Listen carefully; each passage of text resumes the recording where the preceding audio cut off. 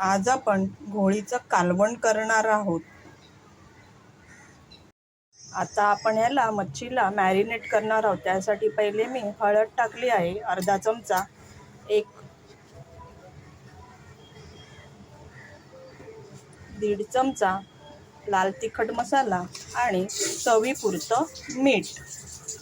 हे चांगलं मॅरिनेट करून 10 ते 15 मिनिटं ठेवून द्यायचं आहे। तसेच आलं लसूण पेस्ट सुद्धा टाकायची आहे। तसेच आलं लसणाची पेस्ट टाकून त्याला मॅरिनेट करून 15-20 मिनिटं ठेवणार आहोत। चांगलं मॅरिनेट करून घ्यायचं आहे मच्छीला, म्हणजे मच्छीचा जो एक वैशिष्ट्यपणा असतो तो निघून जातो।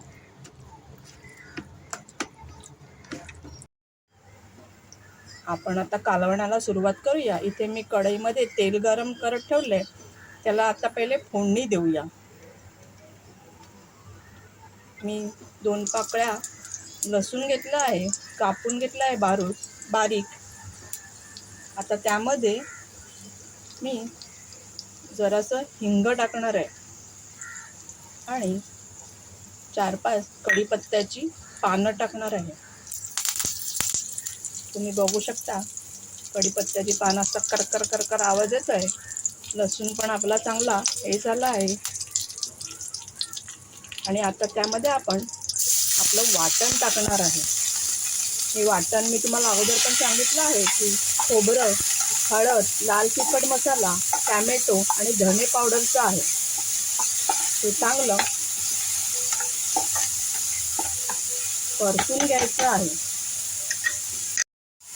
आता आपण त्यामध्ये अर्धा ग्लास पाणी टाकणार आहोत आणि चांगलं परतून घेणार आहोत।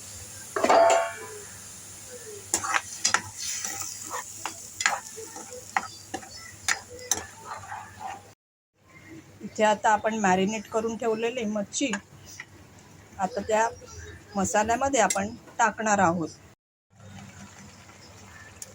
तर आपण याच्यामध्ये मच्छीचा तुकडा टाकला आहे।